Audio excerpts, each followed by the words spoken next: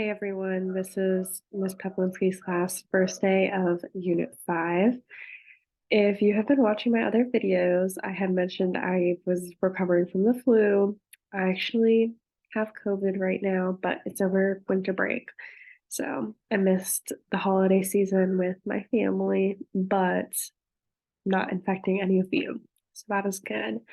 But that is why don't look or sound the best in my first series of videos here. Hopefully, things will get better very soon. Your quality of videos. This one, unfortunately, is going to be a bit of a long one. This is the first day of Unit 5. This is an introduction to imperialism, and it is going to be a packed class period. So I will go ahead and get started for you if you're watching because you are absent. If you're watching to review, I'm going to go through what we are doing in class today on this day. We will do this lesson on February 8th and February 9th for A Day and B Day. So I'll go through the activity directions with you as well as review the slides. So you will begin by entering class, completing the 2.8 to 2.9 Imperialism warm-up on Canvas. It is a discussion board. You can choose one of these 3 questions to answer, and then you can respond to someone else, adding on to their response, asking a good furthering question, bringing in evidence that they maybe didn't consider. Do not just say, this is a good idea, I agree. Things like that do not propel our learning forward. Question options for today include, why would the United States want to have influence or even control over other countries? What would be the benefits or drawbacks? Of course, please, as always, pause this video to think about your own response before I go over these answers, since I can't interact with you through a recorded video. We are looking for here, there are several different things you could draw on. The United States might want to have influence in order to expand their trading options, expand their workforce, expand their access to goods that they can then trade with other places, and perhaps spread their culture, spread democracy. Those are all could be seen as economic or social benefits. Drawbacks could include a cost of perhaps employing people to organize this land, and funding ships, funding sources to go and create that trade, to do the initial work before the trade becomes profitable, things like that. Should the media exaggerate or make up stories? What are the short-term benefits of exaggerating or fabricating stories to make exciting headlines? What are some of the long-term benefits of sticking to the truth? This one is kind of an overarching theme of Unit 5. We won't talk about it too much today. This is really opinionated. Do you ever think in any circumstance the media could be justified in making up a story, exaggerating a story? Some things you could cite for short-term benefits could include like persuading people to support a cause. Long-term drawbacks.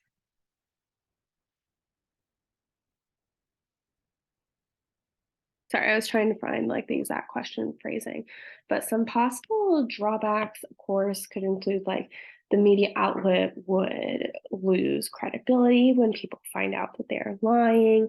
And that is one example of something you could go with there. There are multiple possibilities. Why might some be against their country going to war?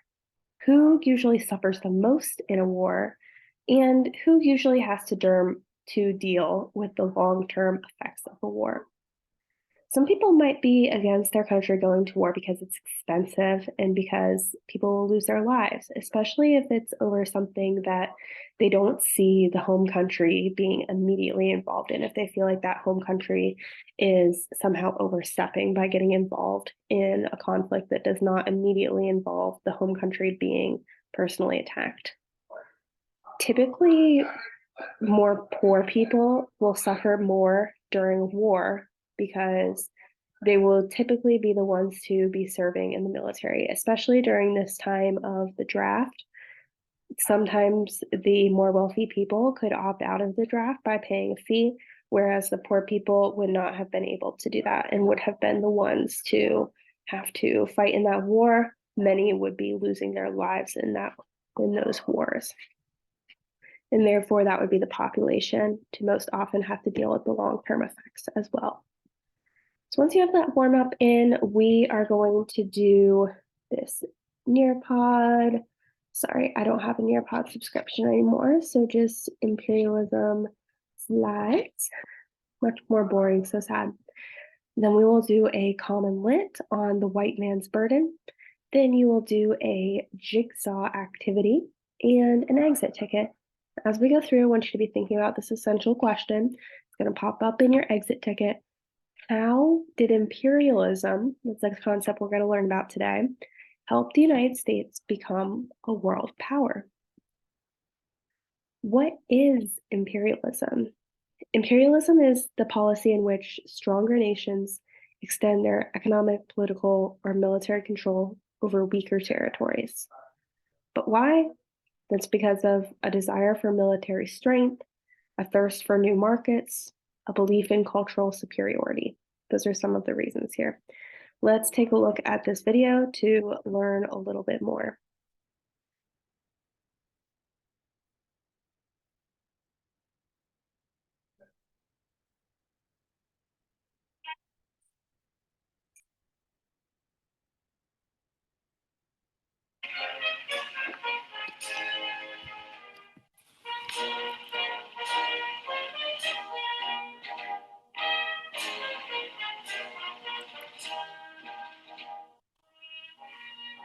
Do you remember this?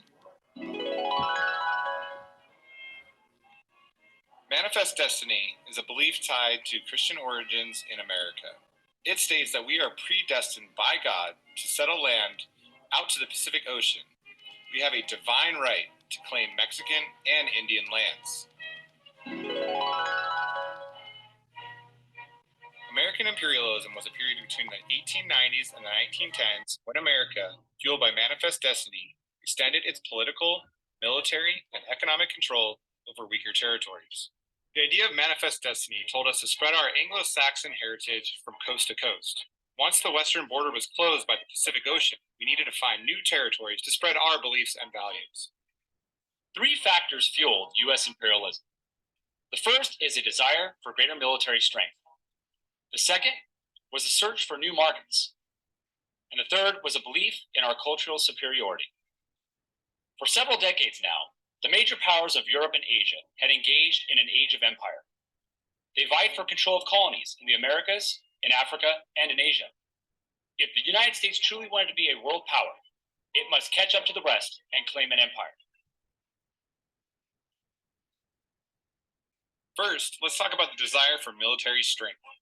To compete in the world, the U.S. needed a dominant military. We needed to combine industry, innovation, resources, and strategic territories. Admiral Alfred Mahan created a plan for U.S. military dominance. First, we needed to build a modern navy. We created steam-powered and steel-hulled cruisers in order to compete with other nations across the world. We called this navy the Great White Fleet due to the fact that the hulls were painted white. Next, he desired to acquire Hawaii. This would create a naval base in the Central Pacific that would allow American military and economic ships a location to refuel and resupply. This base would become known as Pearl Harbor. Next, we would establish naval bases in the Caribbean. This would allow for control and dominance of the Western Hemisphere. Lastly, we would build a canal in Panama. This would make the trip from the Atlantic Ocean to the Pacific Ocean much quicker. You no longer had to travel around the tip of South America in order to get to the Pacific Ocean. This increased naval response time and allowed us to defend both shores of the United States. The second factor that fueled imperialism was the search for new markets. Industrialization had allowed mass production of products across America. The United States now had a surplus of goods and needed new places to sell them. The first step involved the raw materials that would come from the different territories that the United States would acquire. With given access to more resources and inputs, these raw materials would fuel continued mass production, profit, and growth. Then, the United States would engage in international trade. Using the raw materials from their territories, They can export more American goods to foreign markets, preventing waste and ensuring profits. The final reason is our belief in cultural superiority. The ideas of progressivism, such as morality and Christianity, were factored into our drive to build an empire. America's British background made it natural for us to build empires. The British had spent centuries spreading its borders and colonizing most of the world. We felt it was in our destiny to follow in their footsteps. Also, social Darwinism, or survival of the fittest, left the United States on top of the world's civilized nations. Because we were the best, it's our duty to civilize inferior cultures and reform them. In the later half of the 1800s, as Americans progressed and improved society at home, we began to balance our affairs internationally across the world stage. Americans felt it was time for isolationism to be over. The United States had grown so powerful that it was time to expand. The age of imperialism would lead to war and would dominate foreign policy for decades to come. It's because of this era that the United States finally becomes a world power for the first time in its history. And the status we rise to during the imperialistic age leads us to where we sit in the world today.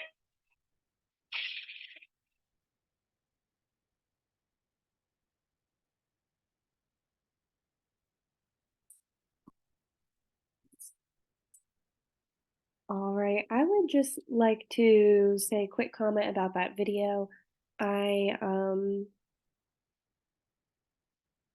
think that it's interesting that they say we. Although this class is taking place in the United States, I recognize that it's possible that not everyone identifies as this we of the United States, especially considering that this history that they're discussing in the video and on this particular unit is in the early 1900s. Many people's ancestors were not living in the United States during this time, or perhaps did not identify on this side of history that is being seen as the we. Maybe some of your cultures were not this we that is being addressed in the video, but were the people who we'll see in future slides of this lesson, people living in Alaska or Hawaii or the Philippines, where these areas were actually being taken over by this we. So that's just an interesting thing to think about here. And just a different perspective I want you to keep in mind. Now, so that was a description of imperialistic wars. I want you to pause the video, take just a moment to think about, have we learned about any wars so far in American history that could be considered imperialistic wars? I want you to be thinking of the Mexican-American War here, because that land was actually owned by Spain and by Native American people, and the United States was attempting to take over that land to spread the United States culture through manifest destiny and perhaps have economic access to that land and the goods that were available on it. So that is an example of an imperialistic war. You can make arguments for other wars as well. That's the one that I definitely want to highlight to you. One of the reasons for imperialism is a desire for military strength. Admiral Alfred T. Mahan of the U.S. Navy urged government officials to build up American naval power in order to compete with other powerful nations. The United States built 9 steel-hulled cruisers between 1883 and 1890. And you heard this referenced in the video. In the early 1900s, the United States Great White Fleet sails around the world to show off the 3rd largest naval fleet in the world. Another reason for imperialism is a thirst for new markets. What is a market? That is basically a place to trade, a place for people to buy goods, sell goods, things like that. The United States needed raw materials for its factories and new markets for its agricultural and manufactured goods. Manufactured basically means like made in a factory. Imperialists felt that a worldwide trade network anchored by the United States colonies and territories and trading posts could provide the country with the economic growth it needed. Another reason for imperialism was a belief in cultural superiority. That means that some people thought that the United States culture was better than other cultures. Some Americans combined the philosophy of social Darwinism with a belief in the racial superiority of Anglo-Saxons. It's basically descended from a certain area of Europe. Social Darwinism is a belief that free market competition would lead to the survival of the fittest, with a belief in the racial superiority of Anglo-Saxons. Social Darwinism is an extremely important term for you to know in your life and for you to succeed on the Unit 5 exam. So please put a star by that, take a note of it, and have that term in mind. They argued that the United States had a responsibility to spread Christianity and democracy to, quote, civilize the world's, quote, inferior peoples. I want you to think about, give me just a second because I am recovering from COVID. I need to breathe.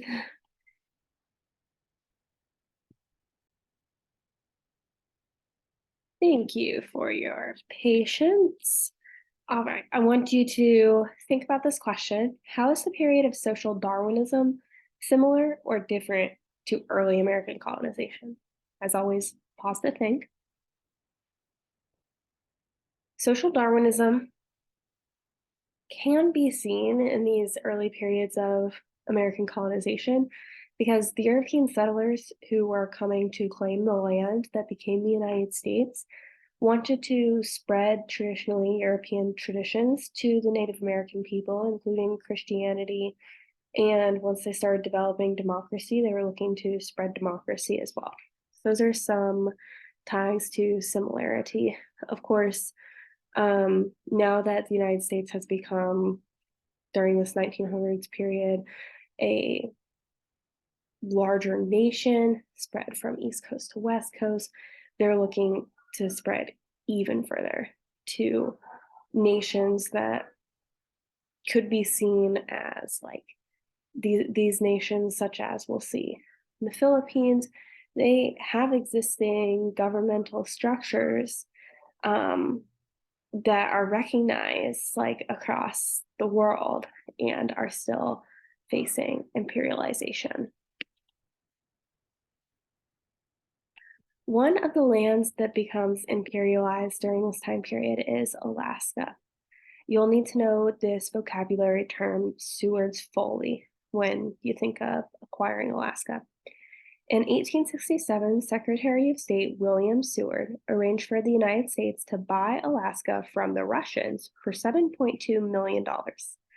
These days, some people buy like an individual home for $7.2 million. So that's crazy. Some people, even though it was a deal, thought that it was silly to buy this huge chunk of land. They called it Seward's Icebox or Seward's Folly. They just thought it was like a huge chunk of wasted land of nothingness, and they wanted nothing to do with it. But in 1956, Alaska became the 50th state in the Union for about 2 cents an acre. The United States had acquired a land rich in timber, minerals, and, as it turned out, oil. But remember, Seward's Folly, that's not what people thought at first. This was the reality, but Seward's Folly describes what people thought at first, that they did not think that it would have been a profitable land. They did not see the profit in it. Let's take a look. Here on Admiralty Island, little town of Angoon, members of the Tlingit Bear Clan still live in a spot their people have called home for thousands of years. Some continue to make their living by hunting and fishing, just as their ancestors did. Ancient Tlingit stories tell of a world full of spirits and of a figure called Raven that gave them many of their traditions. But in the 18th century, some ambitious newcomers from the West turned the Tlingits' traditional world upside down. Russians began settling Alaska's shores in 1784 on a search for pelts for the European fur trade and new territory for Russia's Tsar. In 1799, they arrived here in the Tlingit community of Shiatika, now the site of the Alaskan town of Sitka. After 2 years of uneasy coexistence, the Tlingit people turned on the Russians, killing most of them and driving the rest away. In 1804, the Russians returned and went to war with the Tlingit. Here in Shiatika, members of the tribe stood their ground inside a fort on a site that's now marked by this single totem pole. After a 6-day siege, the Russians finally forced their way in, only to discover that the Tlingit had escaped under the cover of darkness.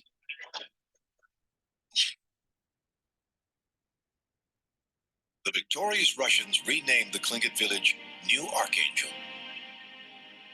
For the next 60 years, it served as the capital of Russia's growing North American empire, which stretched all the way down to San Francisco.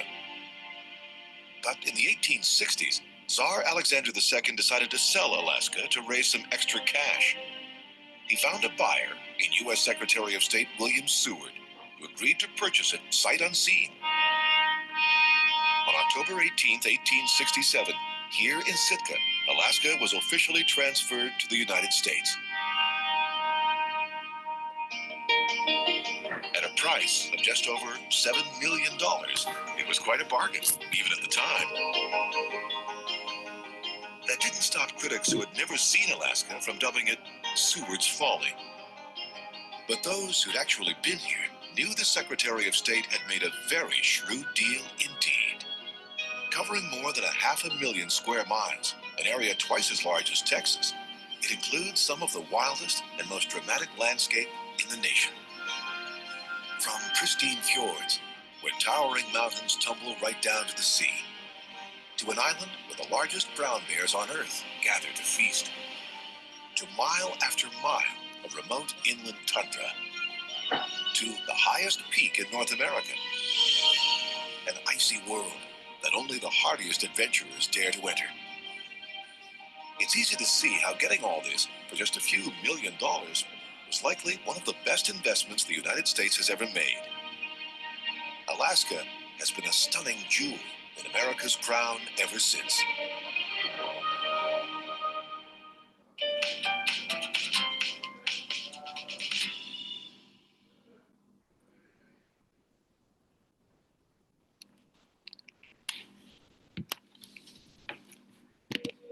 Here. And let's take a look at Hawaii. The Hawaiian Islands had been economically important to the United States for nearly a century. It was a halfway point to Asia, so it was really important for fueling, and it also was home to Pearl Harbor, which was the American naval headquarters in the Pacific. It had a tropical climate that allowed American planters to move there to grow sugarcane and make a lot of money. The McKinley Tariff of 1890 provoked a crisis by eliminating the duty-free status of Hawaiian sugar. So people had to pay a lot of taxes on Hawaiian sugar. And this led to a movement for American planters in Hawaii to call for the United States to annex the islands so they wouldn't have to pay that duty or tax. Pause to think, what does annex mean? It's a word you have to know. It means become a state. Become part of the United States as a state. And part of taking Hawaii included overthrowing a monarch. In 1891, Queen Laukalani, I'm going to see how to pronounce her name in this video here, I'm so sorry, came to power with a Hawaii for Hawaiians agenda. She proposed removing the property owning qualifications for voting so that people wouldn't have to own property to vote and have their voice heard in government. To prevent this from happening, business groups, with the help of the Marines, overthrew the Queen and set up a government headed by Sanford B. Dole. Does that same name sound familiar? Like a pineapple brand now. On August 12, 1898, Congress proclaimed Hawaii an American territory, and Hawaii became a state in 1959. Take a look.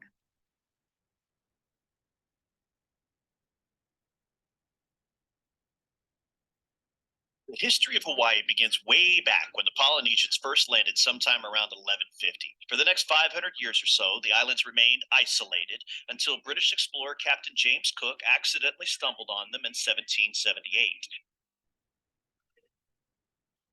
At the time, Hawaii was not one big happy family. It had multiple chieftains spread across all the island. A very enterprising local from Hawaii Island by the name of Kamehameha took advantage of the European arrival to learn everything he could about their weapons and their tactics. Kamehameha took on the various chieftains and by 1810 had emerged as the sole sovereign of a unified Hawaiian islands. Upon his death in 1819, the throne passed to his son, Kamehameha II, who died of measles just 5 years later. Sugar became a major export from Hawaii soon after Cook's arrival.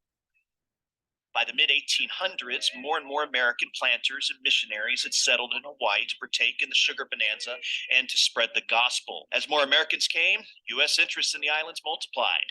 By the reign of Kamehameha III, American settlers were demanding more say in kingdom politics. When King Kamehameha V died in 1873, without leaving a named successor, the legislature elected Lunalilo king. He was a highly popular king and had big plans for the Aloha state. But his reign was short-lived. When Lunalilo died in 1874, the legislature chose David Kalakaua to succeed him.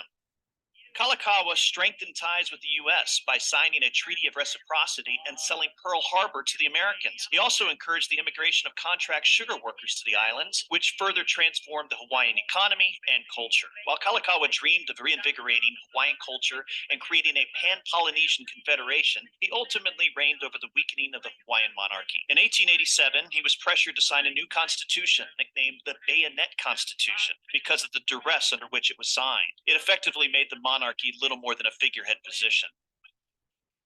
When Kalakaua died in 1891, his sister, Liliuokalani, ascended the throne. Liliuokalani was formidable, but the decline of the monarchy was irredeemable. She attempted to restore the power of the monarchy, but a pro-American elements under the leadership of Sanford Dole overthrew her on January 17, 1893. The coup d'etat established the Republic of Hawaii, but the ultimate goal was the annexation of the Hawaiian Islands to the United States, which was temporarily blocked by President Grover Cleveland. Attempts were made to restore the monarchy and impose annexation, but with the outbreak of the Spanish-American War, President McKinley and the United States were determined to annex Hawaii, which was finally accomplished by a joint resolution of Congress that McKinley signed on July 7, 1898.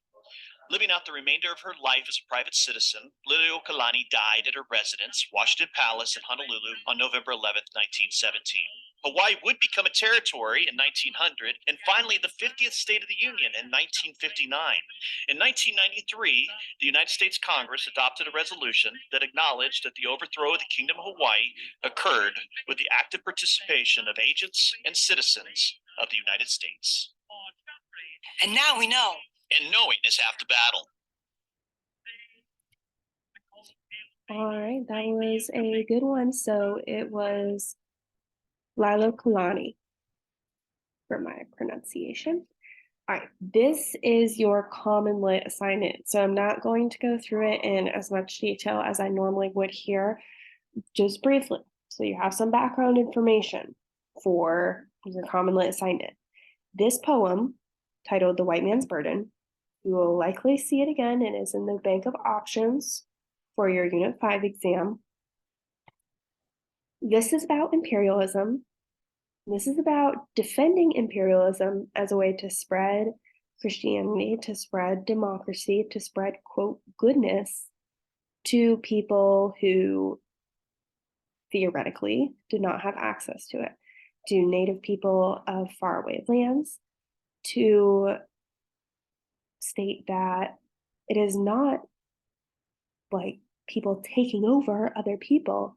It is white man's responsibility, is the argument here, to spread what they know, to spread their knowledge, to spread their technology, to spread their religion, their government, their culture to people who do not experience that same culture because the white man sees their culture as superior. And this poem is arguing that their motives are pure. Their motives are, this is our responsibility. This is the goodness that we want to bring to the world. We want to show everyone the wonderful ways of life that we've developed and help them to be able to experience that life as well. That's what this poem is talking about here. Anti-imperialism also emerges through the Anti-Imperialist League. This included some of the most prominent people in America, such as former President Grover Cleveland, industrial leader Andrew Carnegie, labor leader Samuel Gompers, and social worker Jane Addams. Concerns included the impact of imperialism on American labor, foreign relationships with European powers, and the concern of the United States to rule other people without their consent. Imperialism took place in Asia. In Japan, it was mainly taking place from 1853 to 1854. Matthew Perry's trip to Japan impacted Japan and its imperialism because it led Japan to begin to trade with the United States, which they had previously been closed off to the West. Imperialism occurred in China in 1900 because John Hay proposed the open door policy, which gave countries with spheres of influence in China trading rights. The Boxer Rebellion in 1901 sought to end Western influence within China, as well as targeted Chinese Christians. The Panama Canal was also an example of imperialism. The United States provoked a revolution against Colombia and supported the rebelling Panamanians, which in return gave the United States the right to build and control the Panama Canal Zone. I don't like to say we because I already talked about this in the same video, but I'm changing it because not everyone identifies as this we idea, this United States idea. So I'm changing that really quickly. President Roosevelt begins to draw again on the Monroe Doctrine. Now, we've touched on this many, many times. Monroe Doctrine, what is that? It was this idea that the United States would prevent European colonization within the Americas. The United States would interfere if Europe decided to try to create new colonies in the Americas, but would not interfere with colonies that already existed. Now, Roosevelt's corollary was an amendment to the Monroe Doctrine that stated that the United States would intervene in Latin American affairs when necessary to maintain peace and stability in the Western Hemisphere. So even these colonies now that already existed, they were willing to intervene, which they previously was against the Monroe Doctrine. Part of the Roosevelt corollary was also big stick diplomacy. This was an assertion of the United States dominance via the military or navy. Their slogan was "Speak softly and carry a big stick." Taft was, remember, another imperialist president, and one of his policies was dollar diplomacy. Dollar diplomacy is the effort of the United States to further its goals in Latin America through the use of its economic power by guaranteeing loans made to foreign countries. So it's imperialism with motivation of money. And Wilson's form of imperialism was called moral diplomacy. It was a system in which support is given only to countries whose moral beliefs are similar to that of the democratic United States. So this is an effort to spread democracy. We're going to see this as a theme and theme and theme again through the rest of American history. So now we are going to take some time to look at that common lit, the white man's burden. After you complete that, we are going to do this worksheet on Canvas. We're going to do it jigsaw style. So you are each going to read a different passage and answer just 3 questions related to it. Only have to answer the 3 questions directly below your passage. And then you're going to share the main argument from your passage with your other group members. And your group members will all use this information to complete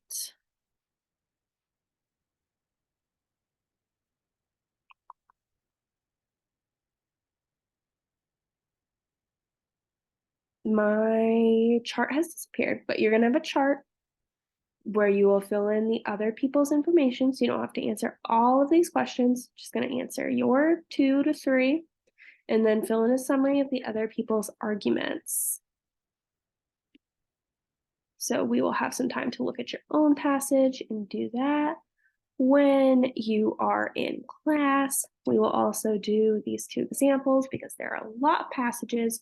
We don't have enough people in the groups to cover all the passages.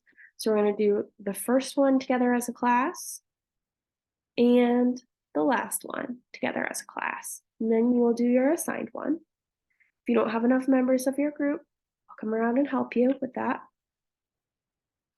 And there's another reading after that. Once your group has finished with all these shorter readings, they're from Beveridge and Bryan's speeches. Then you're going to move on to a section about African American people's opinions on imperialism. I'll show you what that looks like. It's this section right here. Had it right up, I guess. You're going to break your group into 2 to 3 people on each side.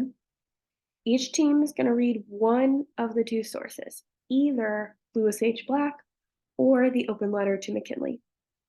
You're going to complete the arguments and text evidence section of the chart for that source. Then members should share the arguments in the source they read with the members who read the other source. So everyone should complete arguments against imperialism, both of the arguments against imperialism section. So you're going to answer this contextualization question here. For one of these, you'll have both filled in, and for the other, you'll just have the arguments against imperialism section filled in.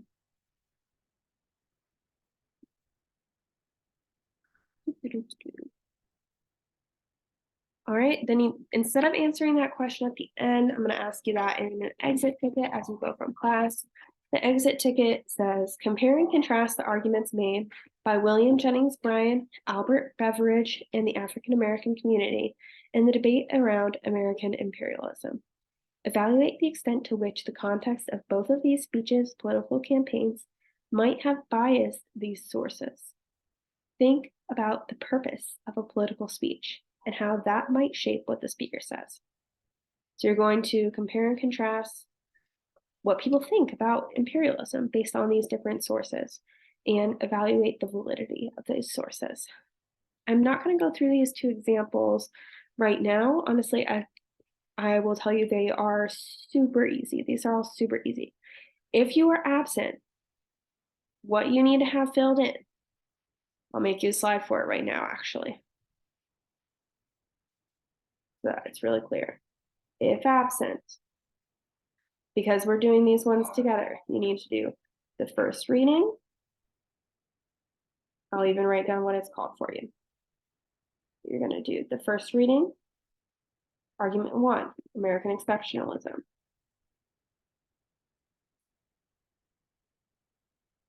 And the last reading, that is going to be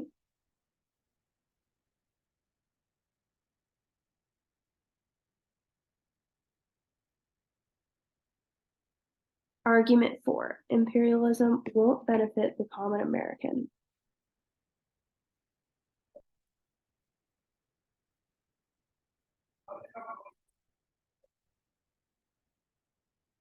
And one other reading of your choice. Any of the other 6. Just the 2 to 3 questions that go along with that. The entire chart. So I'm going to make it's going to be like a chart, like a literal chart. I can see if I have an example actually somewhere.